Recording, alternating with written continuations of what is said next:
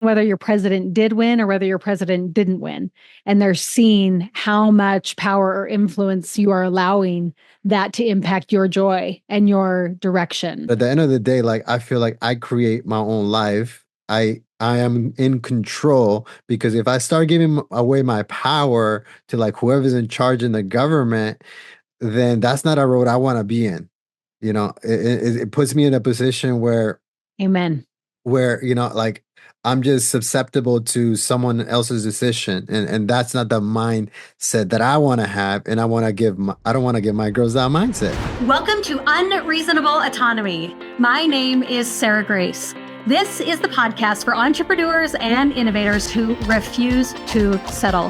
Here we dive deep into raw, real conversations with boundary pushers who have pursued seemingly impossible ideas and yet have achieved unreasonable results, whether that's in their faith, relationships, health, politics, yes, even business.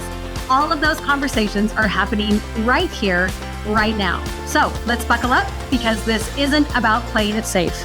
Unreasonable ideas, unstoppable results. Let's go.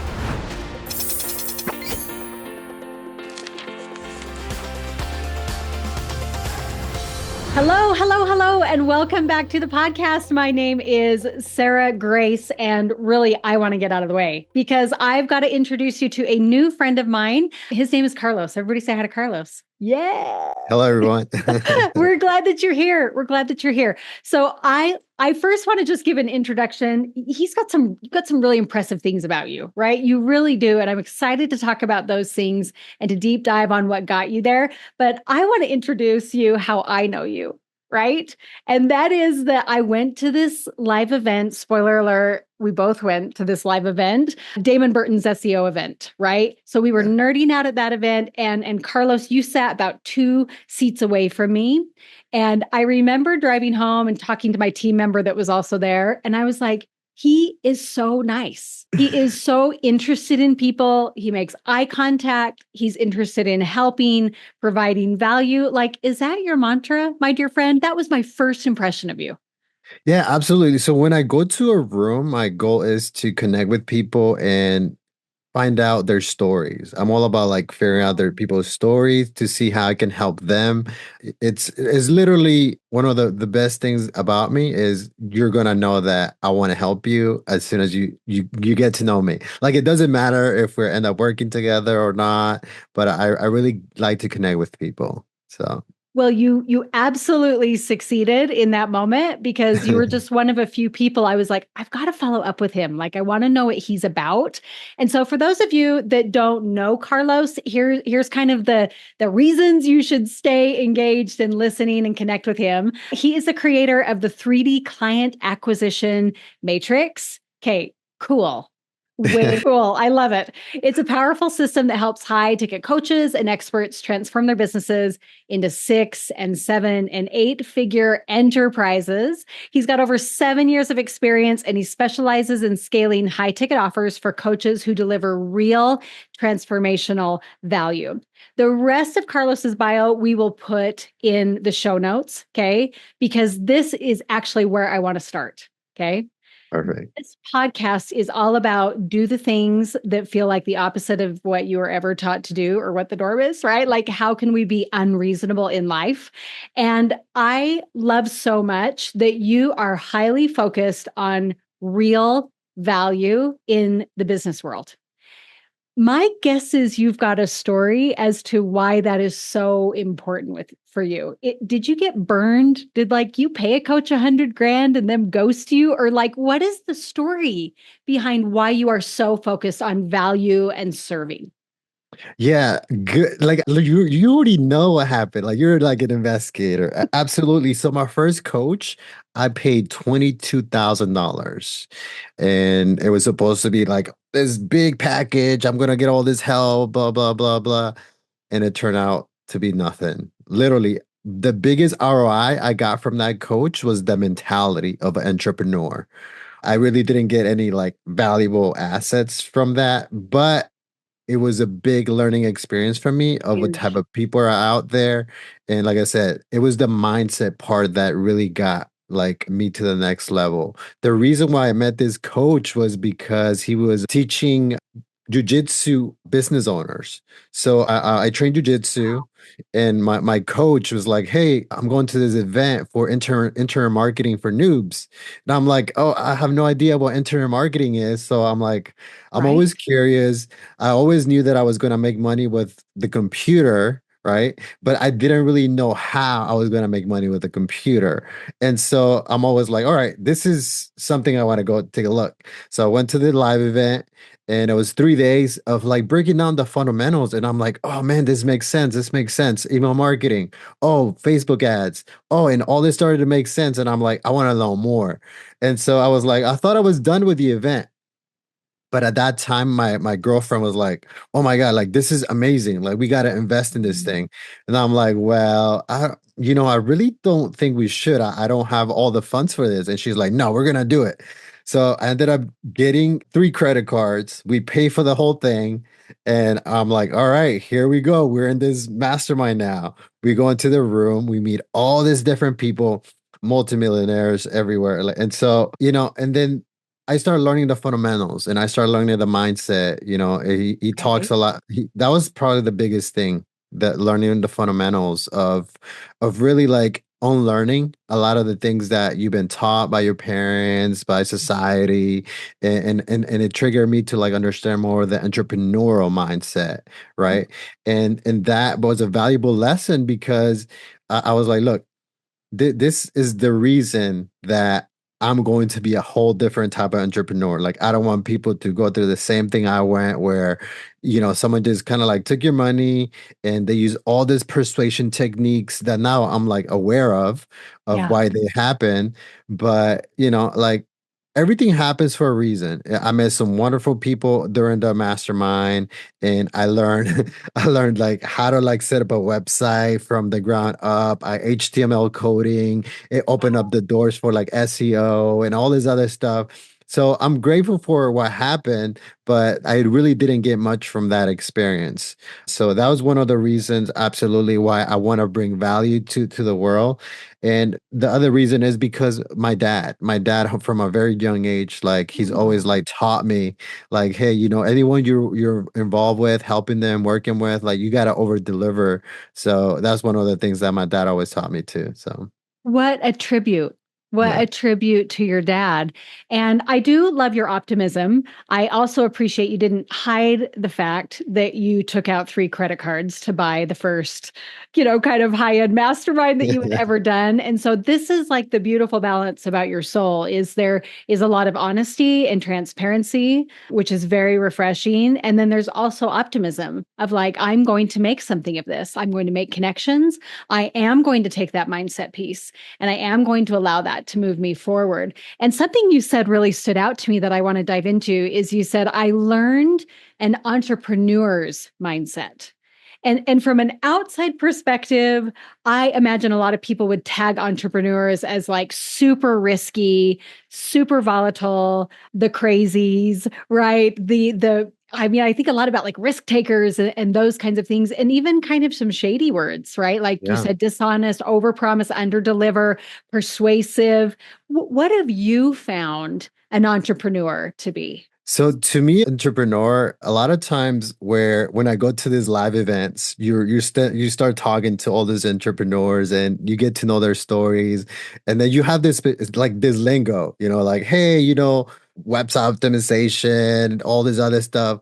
But you passed all that, then you start realizing that everybody was just looking to grow. And when you become an Oh, I love that. entrepreneur, you go through this journey where you start growing in so many different ways. Cause like I feel like your business is only going to be as good as the type of mindset you have. So you Mhm. start digging into this entrepreneurs, they go through this journey and they've gone through these challenges. And I'm like, hey man, like I'm with you. Like I've gone through all these challenges too. So I've been focusing on for 7 years high ticket coaches and experts. But before that, it was about 5 years of just trying different things. And, like I did like sold SEO websites. I started doing affiliate marketing, doing email marketing.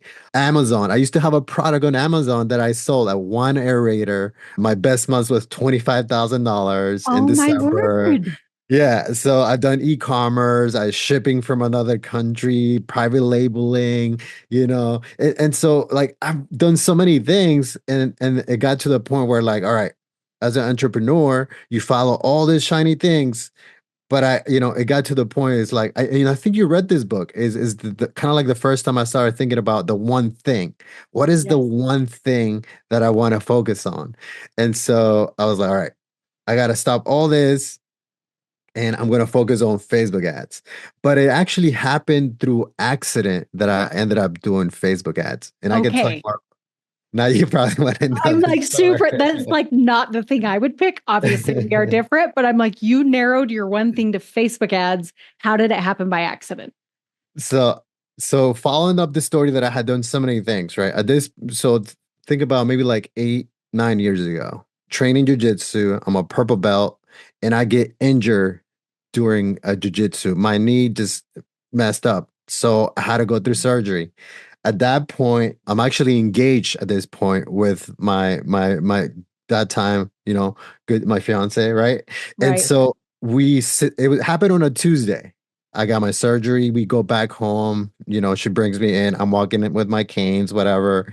And then we sit down and we start watching Tony Robbins, this movie about Tony Robbins and personal development. And there's one part in the movie where Tony Robbins tells his this lady to get on the phone and call the boyfriend, and she's like, "Yeah, I'm kind of like done with you. We're not doing anything together." So she grabs the remote control, she pauses the TV, turns around and tells me, "Hey, I don't think I want to be engaged with you anymore." And she's like, I was like, "What?" Like shattering to me. I just had knee surgery. Now I gotta find at this point, I'm a struggling entrepreneur, getting by, helping her grow her business. But really, I couldn't even grow my own business. And so I had to like, okay, I need to find a source of income. I gotta find a place to live. What am I gonna do? So Wednesday, I start just like going through this process of like trying to pump myself up. So I start watching motivational videos. I start watching YouTube. And then there's a random guy on the video says, "Hey, when things go bad, your house is burning, what are you going to do?" So he's like, "You got to look for a window and try to figure out. You got to be resourceful." So I'm like, "All right, I'm going to be Resourceful. resourceful." And I Mm, stop and I'm like, "Okay, who do I know?" I messaged a bunch of online entrepreneurs that I had met to this point. I was this close to moving to Thailand to work for this entrepreneur, but this one of my good friends, Jamel, thank you, Jamel. He's like, "Hey, there's this guy hiring in Maryland. He's like, you should go ahead and apply for this job." And I look at it is Onyx and Gall. And Onyx and Gall is like, "Who is this guy? I don't even know who he is." this But guy. yeah, and so I'm like, all right, whatever. I apply and I apply on Thursday. And on Friday, they call me back and they're like, "Hey, Carlos, we really like your background. You've done a whole lot of stuff with online marketing. We have this new position that we want to take you from ground up and become really good at Facebook ads." And so, I'm like, okay, great. He's like, "You're gonna have an interview on Monday with this guy in Australia, which is like the manager at that time." Okay. And then I on Wednesday, so this is a week later from listening to the motivational video. On Wednesday, my phone rings and I'm like, "Hello, hello." It's like, "Hey, can you come for an interview?" I'm like, "Who is this?" "Oh, this is Onyx and Gall. I wanna interview you for the position you apply for." And I'm like, "Yeah, absolutely." So at this point, I'm not even supposed to be driving, right? I get on my crutches because I had knee surgery, get on my crutches, get on my car, and I drive myself to the interview. I told Onik, "Hey, look, just so you know, I'm going to be walking with crutches when I get in there." And he's like, "Yeah, no problem." Oh my God. So I fly through the interview and it was great. Like I loved him, he loved me. And he's like, "All right, you're hired. Where can you start?" I'm like, "I can start as soon as possible." So he's like, "You're gonna start Monday." He's like, "But your first job is to take care of this account." And this account is huge. And I'm like, okay, who's the account for? He's like, have you heard of this guy named Les Brown? I'm like, no, I have not heard of Les Brown. And so he's like, okay, well, you need to go back and watch all his videos and everything about him because you're gonna be in charge of his account and promoting everything for him. And so, okay, I go back, and then I start listening to all this stuff. And you remember on Wednesday, I told you I was listening to motivational mixes, right? Right. It was Les Brown, the person who told me to be resourceful.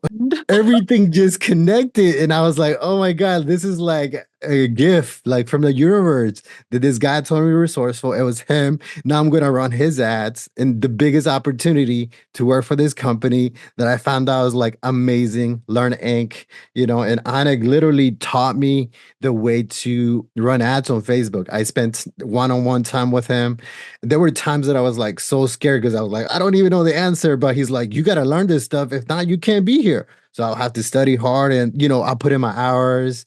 And then I ended up gaining so much experience with direct response through that job, working with him for a year. So yeah, that's kind of like how I started, like this whole focus on one thing only. Oh my word. And I do love that it was very much one event at a time, right? It was like the surgery, it was the Tony Robbins moment, it was the breakup of a engagement, and then it was like I'm trying to build other people's businesses and I can't build my own. I think every listener has sat there, right? I Yep. am trying to build other people's businesses and I can't build my own. And there's a temptation when that is the storm in your life right now to just fall into I'm a fraud. I'm a Yeah. fraud and like it's not for me and I'm not meant to be an entrepreneur and why am I not going to go in a more secure way? And so what has been your driving force to say I'm going to figure this out in this way instead of like maybe a more traditional establishment 9 to 5 a corporate that kind of an experience? why Mhm. why the why the drive to do it in such an unconventional way? So my parents, they've always worked so hard, and to me, like being able to clock in 9 to 5, like I've had the bosses, but I always like dream like of just being my own boss. That was the main reason why I always thought like, hey, how can I make money with computers? For a moment, I thought I was gonna be a hacker. Like there's this movie called Hackers that I loved, and then the Matrix came out. That's why my system is called a 3D I client love it. acquisition matrix, right? Because I'm like, I love computers. I love being a nerd. I love just my imagination. Like I have this big imagination that I couldn't contain it at a job. Like is at a job, I'm just like, okay, I'm going in, I'm doing repetitive tasks, and I'm like, okay, I'm selling. Like I've had so many different jobs selling. I used to be a manager for Circus City. Circus City is one of our first jobs. I used to be in charge of like 20 people, like running an entire store. I had jobs where I was doing eco-friendly cleaning in Washington, Mm. D.C. for those government businesses. Like I was a manager there. I've sold insurance. And so all these different jobs that I've had, and I'm like, okay, well, they're just like there's a moment where they're just tapped for me, and that inside of me is just hungry to learn. And the online marketing world was just like, oh, this is satisfying everything I need. It's new. It's a big challenge, right? It's a lot to learn. Same thing like jujitsu. For me, jujitsu is probably the toughest thing I ever done. But it's so Incredible. hard and I love it because it's challenging. It's always new. I'm always going against someone that's a different body size, right? Now I got to work on my flexibility. I got to work on my strength. So I got to put in the hours over and over and over again. So online marketing was like perfect for me because I got to put in the hour of like learning this, learning that, right? Well, And then all these things just boom come together. And I was like, oh, I love online marketing. Well, and this feels like the real foundation of what's helped you thrive. I mean, first survive and then thrive and then serve in the world of entrepreneurship is you are inspired by the challenge of it. and the unknown of it rather than discouraged and I'm a fraud and I'm not smart enough or I'm not good enough. And I think that that's a really unique trait in the world in general. There's always this what's the path of least resistance and like what am I just really good at and can naturally do for a dollar, this kind of exchange. But I've witnessed how that's blessed your life, but also how that's blessed my life. And listeners don't know this, but we've had a lot of conversations behind the scenes on Voxer and Facebook Messenger and beyond. And one of those new things that has come out has been AI, in the past little while. And that's certainly sort of the hot thing. And I would say the majority of the world is sort of like, I'm not sure. And I don't even want to use it for a grocery list, right? To all the women out there kind of thing. And you approached AI with this frame of, I don't know how to do it. This is exciting. I've got to figure out this element of it. Now I've got to figure out this element of it. And spoiler alert, listeners, Carlos sat with me a month or so ago, asked me like 3 or 4 questions and printed out an entire synopsis of who my avatar is and what their pain points are and how to speak to them. And we're not talking like weird chat GPT boring, like we're talking specific and customized, right? Yeah. And so this feels a little bit of a pivot, but I promise it connects with your ability to just face things that are new and not be afraid of that. What role is AI going to play in the digital, in the online space over the next 12 months? What's on the horizon? What do you see? Oh, it's going to be full integration with AI. All these companies have been getting ready. Like, look at Apple, Google, anyone. Like, AI is literally the present and the future. Mhm. So, in for me, the most important thing for me is like making a practical use right now. Because you go and yes, people go online and start maybe using like Chat GPT and they're like, man, this thing is like hallucinating. It's not making sense. And that was my experience too. I was like, man, why is this thing not making sense? Like it's supposed to have like the IQ of Einstein, but why is it not working for me? It's garbage. It's Right, garbage. exactly. I'm scratching my head like, how do you work this thing? So the inside of me, I'm like, all right, well, I gotta start researching. And so I actually took courses. I've gone on like ton of YouTube videos, and then I grabbed that information and I started learning. And I'm like, okay, this is getting better. So little by little, started getting better. And then next thing you know, it's like, all right, I need to convert all my systems that I use for my clients right now and accelerate them with AI so that when I'm doing a new onboarding client, like today, I recorded an onboarding process. I got a new client and it took me like 30 minutes to do everything: the avatar creation, the storytelling for the client, the landing pages, the emails. Like it took me like 30 minutes to do all that. Boom, just like that. So that literally allows me to deliver for my clients way faster by injecting my brain into AI because I used custom GPTs. If the audience doesn't know, a GPT is a model that you train for one specific task, right? And so I have a bunch of GPTs, and each of them have one thing to do, right? And so I grab that one thing and then I put the next puzzle together, right? So let's say you get a complete Unbelievable. avatar detail. So how do you turn this into a story? All right. So I go through my story framework and I teach it the story framework. Then I put the next puzzle and so on and so on. So so So yeah, I'm that's I'm going to absolutely interrupt you here because I've actually seen this in action, which is really fun for me because then I can like bear my testimony of it, right? Tell me, there is pushback and there is resistance to AI, and a lot of those critics, say, "Oh, I can tell it's AI," and like, "Oh, it's so getting flagged," and like people can see through it.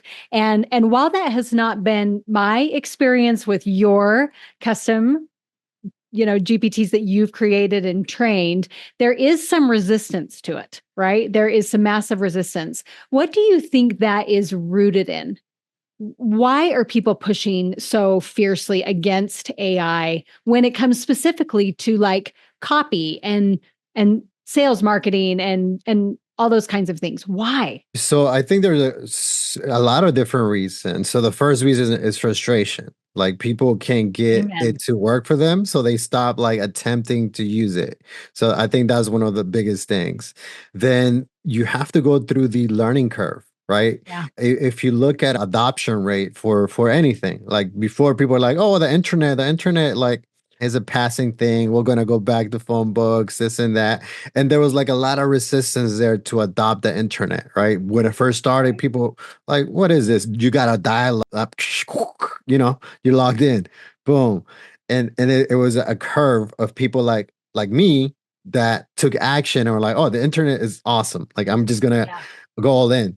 But there's other people that were like, no, I'm just gonna wait it out. This is gonna fade out. Same thing with AI. AI is here and it's not gonna change. And we are at the beginning of the curve. So if your listeners are gonna like hear anything from this podcast is to start using it, because even if you make mistakes, you're gonna learn through the process of the mistakes to get better. So I feel like there's no other way right now but to actually jump on the AI boat for everything that we do. And I think you're so right. And I also think we're so attached to this idea of Hollywood's version of AI and of like iRobot, right? And of like this kind of AI taking over the world. And who knows what's coming down the pipeline? Like nobody really knows, right? But I think that the parallel here I want to bring is, the Carlos of 10 years ago realized that in order for you to get where you wanted to be, you had to learn stuff. You had to go through the learning curve of understanding pain points and storytelling and how to connect a funnel and automations and all those things. And people listening here are entrepreneurs, right? You Yeah. have figured something out. If you are an entrepreneur, right? You had to go through a learning curve. And so I just want to echo your push to say, like, remember that however many years ago you were figuring out funnels or you were figuring out storytelling, and this is another opportunity of something that you really don't want to miss. So what is your vision of optimism about AI? Why do you think it's a gift? Why do you think it is such a good thing? So so do the contrast, because what Right? happens is like you have people that are like so scared, like, oh man, this is gonna take over our jobs, and is doomsday and all this other stuff. And I get it, because like your frame of reference is all these movies, all these things you heard. But on the other side of that is this beautiful world where your imagination can be like 10x or 100x with Mm, the ability to use AI, and it's going to allow us to, I mean, it might even bring us to like a utopian world where we're doing a lot less, where we're going to be able to have time to do the things we want to do, because we're going to have all these AI machines running the world. Literally, that's looking like it's going to be part of the future. Everything is evolving to that point.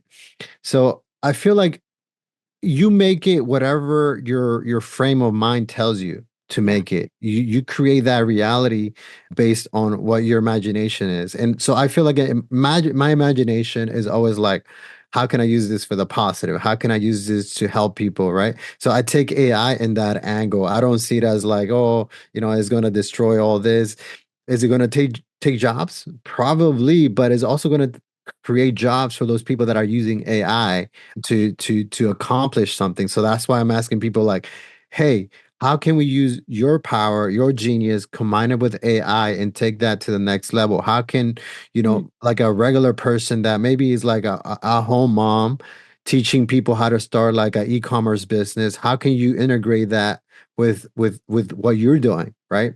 Maybe you use it to write emails better, to create better content for the people that are following you. Or I mean, you can have so many different scenarios that you can use AI for good. But of course, the tools are also there, and there's bad people that it can be used for bad too. So there's a balance to it, right? right. And while I want to keep this very optimistic in a lot of ways, I also love your realism, right? And what are some things you're nervous about with AI? Are there things that kind of haunt you a little bit with how much you know about it? Oh man. I mean, at this point is like it's wide open. Mm, AI knows everything and anything about you. I mean, you look at the power of Google.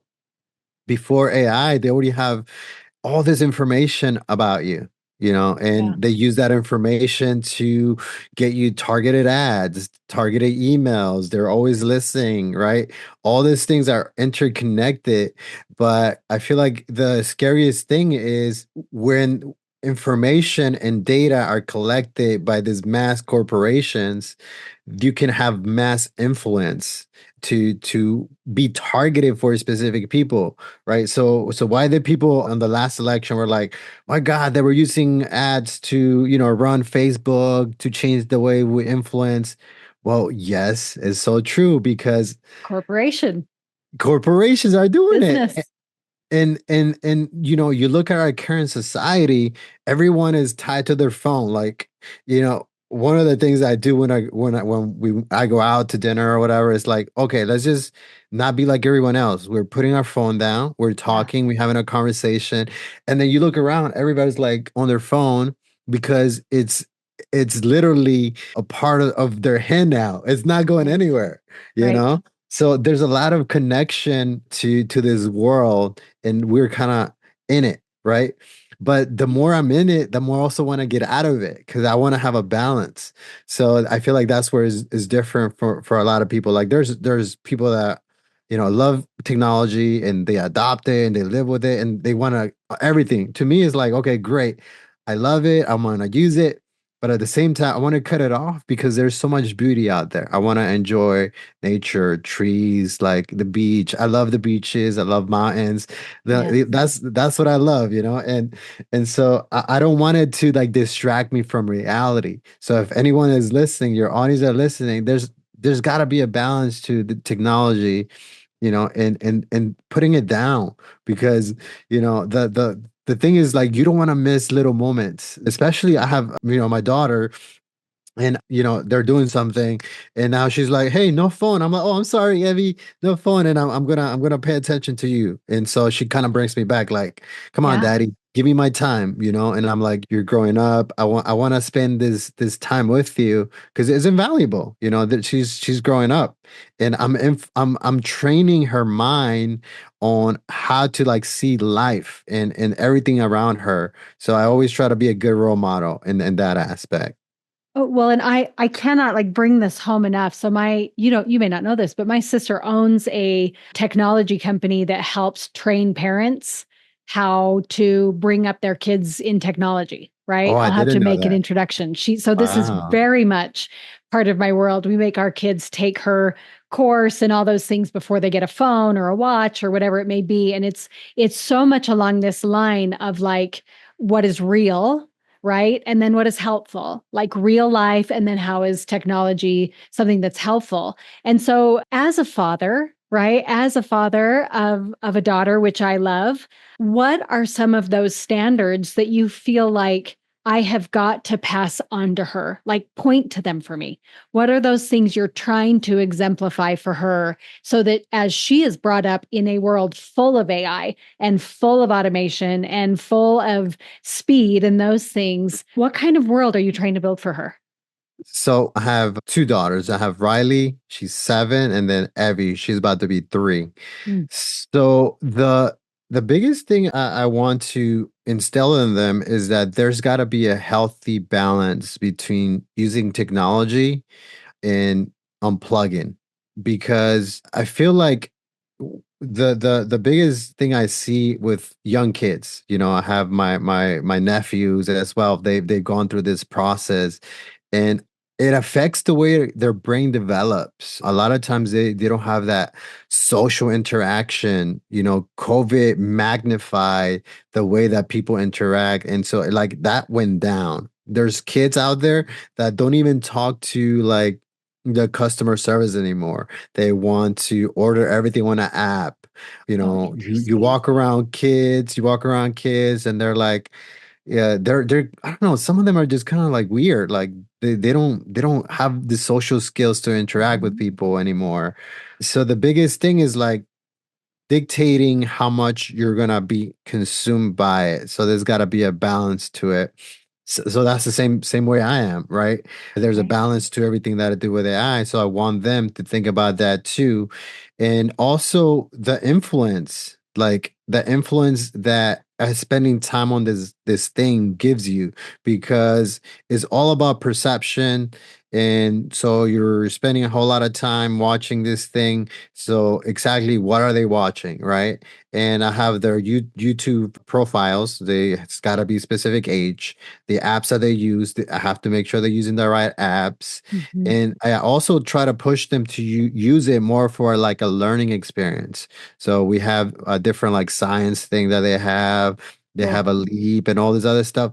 So use technology for developing their mindset and their brain, right? So that's I try to like take, the bad thing about technology is like kids want to be on it. Okay, great. So you're gonna be on it because your friends are on it, but let's redirect that energy and focus like it's gonna be something constructive for you. Right. So there's apps that can help you develop your brain, do the math, do the science and history. And so that's the way I'm fighting it, right? Because there's no other way around it. Kids are gonna get to technology. Well, and I will tell you, Echo, that while there is no way around it, often the instinct is fear and shielding. It's just, nope, you're never going to own a phone until you're 19 or 20 or 30, or like, I mean, setting these really, call them extreme. I'll just say extreme. I think that's extreme to Hmm. wait for a kid to be able to have a communication device, or to just say, no, we never watch a reel. Every reel is bad that comes across, or we just don't own XYZ, or we don't whatever. And I think you're right. There's this balance in between. Yeah, I'm going to give my kid access. My kid needs a phone and needs to be parented in having a phone, Yeah. right? Not let loose at age 18. That's going to be fun, right? But parented and graduated into this space of having a phone and navigating it and making mistakes and fixing those mistakes and those kinds of things. So I just really admire that you're finding these very clear ways to not say no technology, no technology, no technology, no technology. Rather, here's how we use technology to get you where you want to be. Yeah, and I feel like it's everything with me for especially for kids like them, and I want home to be a place where it's safe, where they can be whoever they want to be. Yes. Because to be completely honest, like outside of these doors, there's like Riley, like right now she's going through a process where she's getting a little bit bullied by two kids, and Shoot. kids are being mean to her. So like I'm like, okay, we already had this conversation, Riley, that when people tell you stuff, who are you? And so I tell her, so, and she tells me who she is. I'm strong, I'm powerful, I'm beautiful, I'm smart, right? Because kids are going to be bad. The world is going to be bad.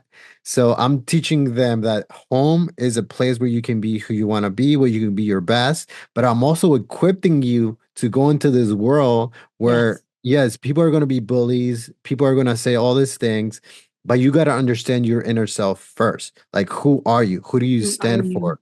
Who is behind you? Who is the family that loves you and supports you? Like, this is the people that matter. So that's why I try to like instill those things in her mind, because at the end of the day, they're gonna leave the home eventually. They're gonna be 18 years old, whatever.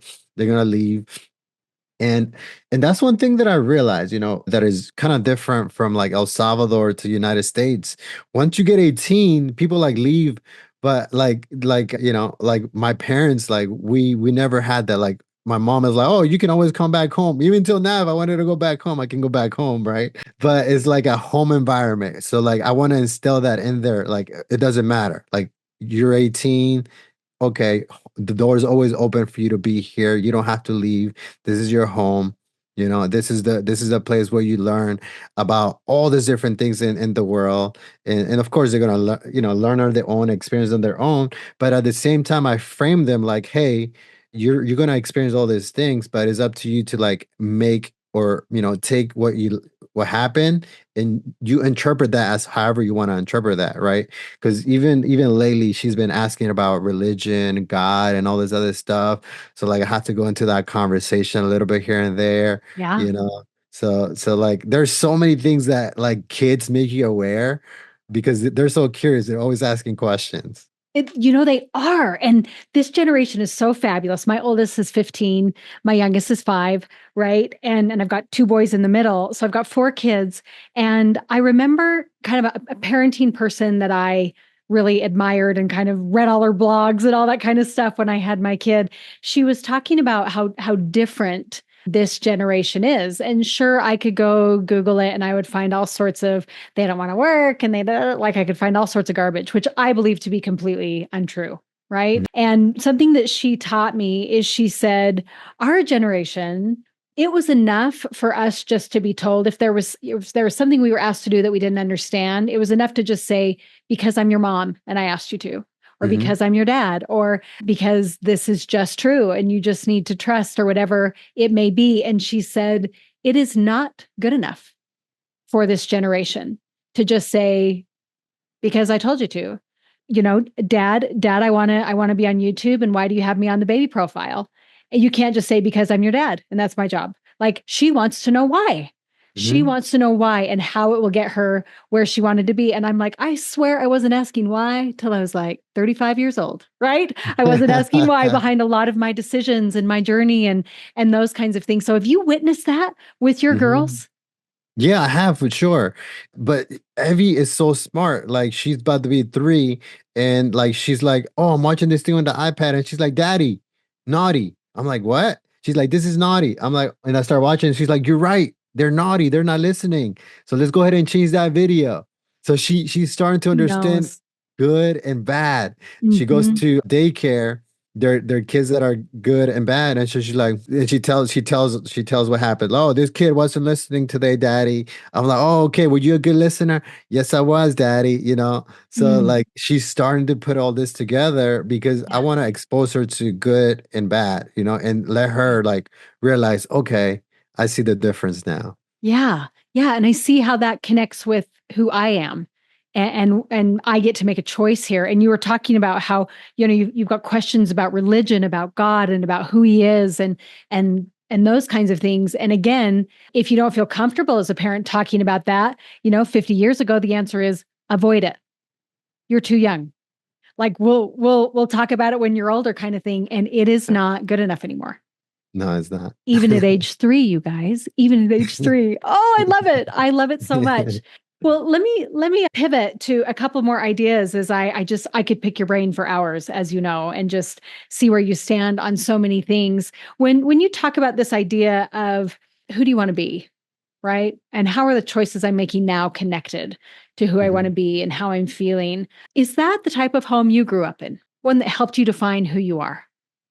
No, absolutely not.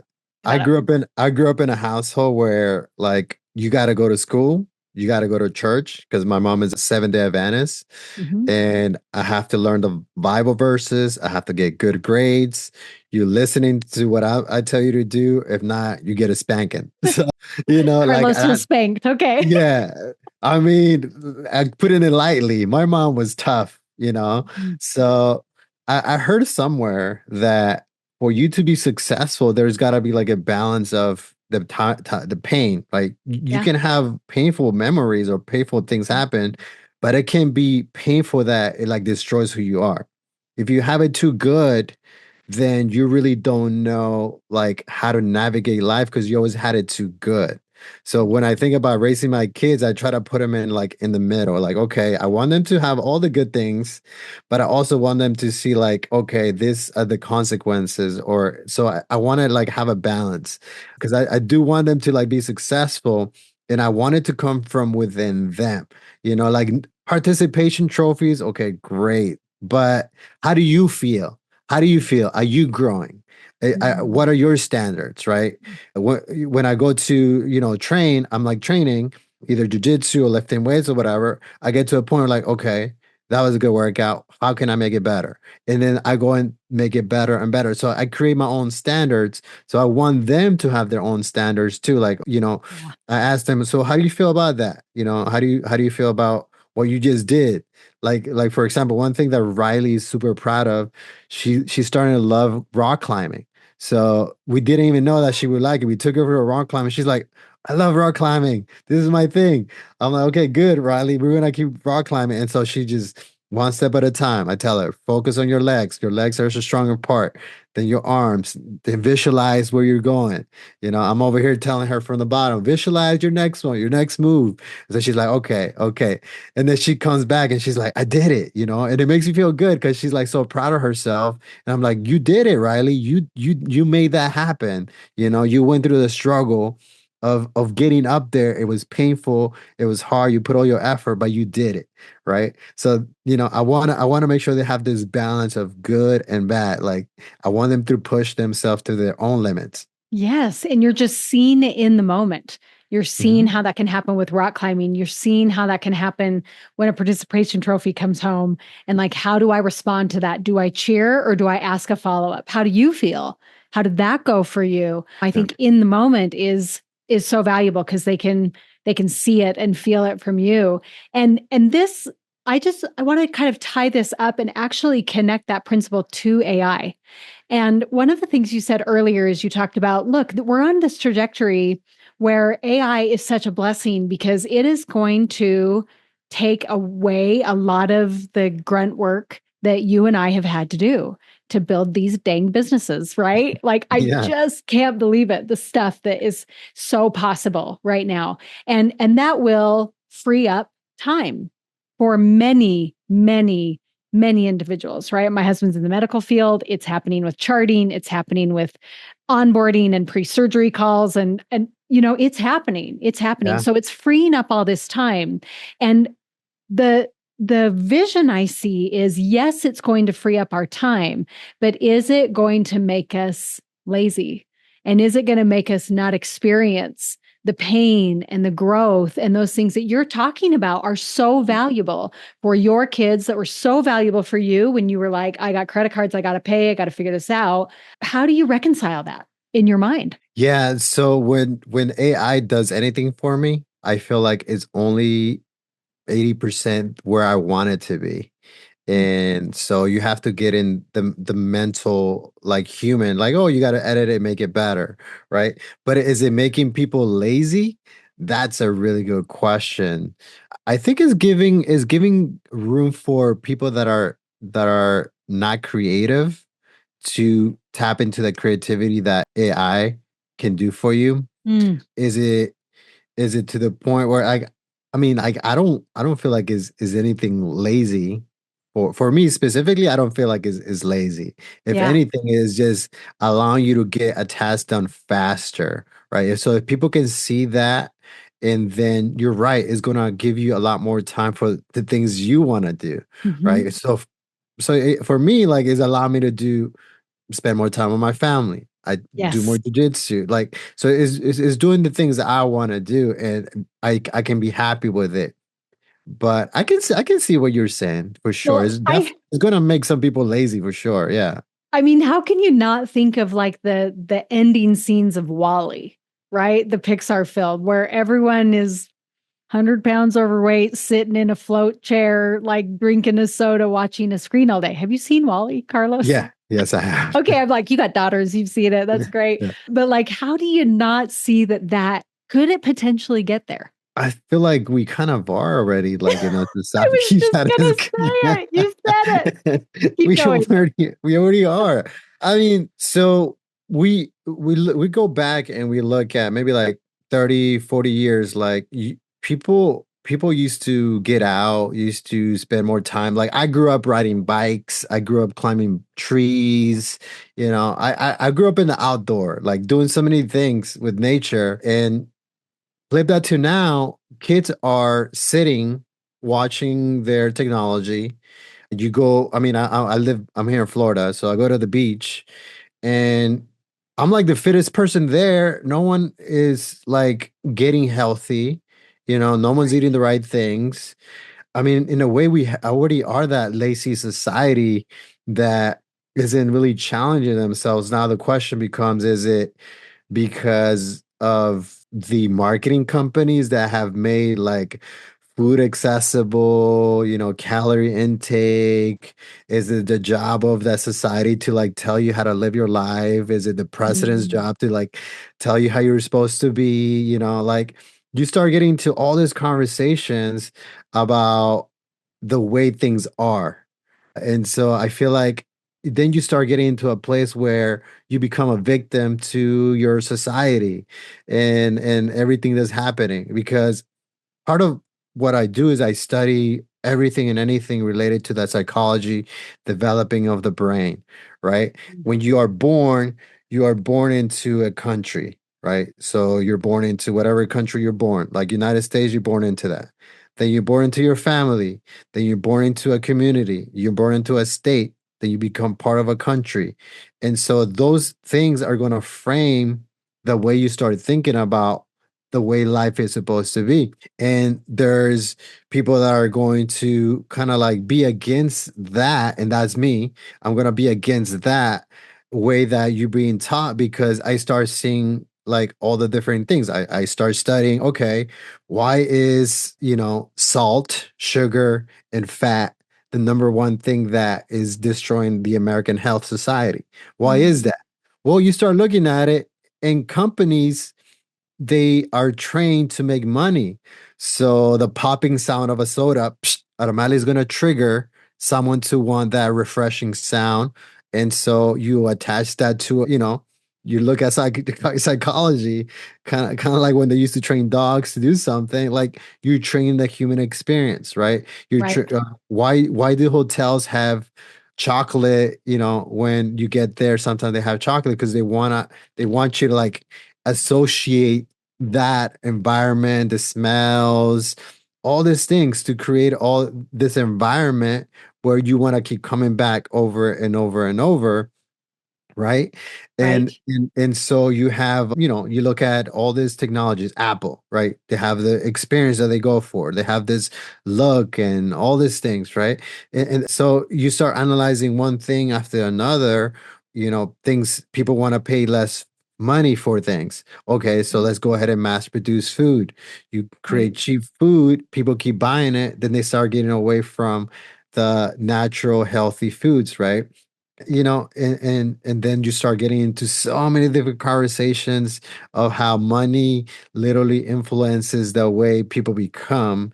And in a way, like everybody's like a zombie following the crowd, because this Yeah. is what everyone does. I'm gonna do it too.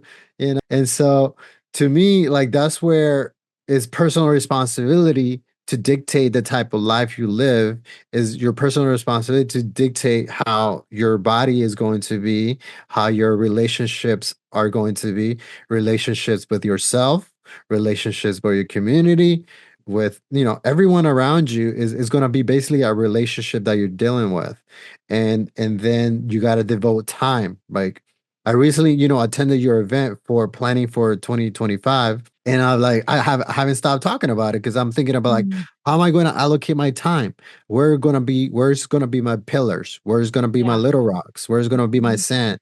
So I'm still processing ever since, your presentation. I'm still processing all that information so that I can start planning for 2025 better. So I'm going through the process, and I'm gonna take until, the end of December to hash that down. So my calendar is gonna be like, this is what I'm doing, because I'm taking personal responsibility to create the future I want to create, right? So there's a difference between becoming a victim to your surrounding and everything that happens to you, or you can become your own hero by creating that, that journey. Like if your life was a movie, what is it going to look like? So I'm trying to step into that. All right, what is it going to look like? What is the type of person I'm going to be?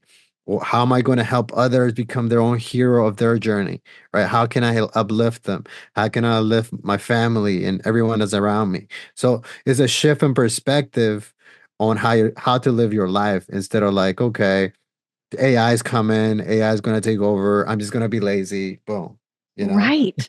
Well, and to really bring it full circle in how you and I met at that live event, it really does resonate with me that when you decide to choose your life and the directions you're going to take with it, instead of relying on a president or an election or an economy or a food manufacturer, whatever it may be, instead of just going the easy way out, when you're able to feel like I've got a choice in the direction my life is going and I'm on the path to pursuing it, it is so much easier to meet people along that way and serve them.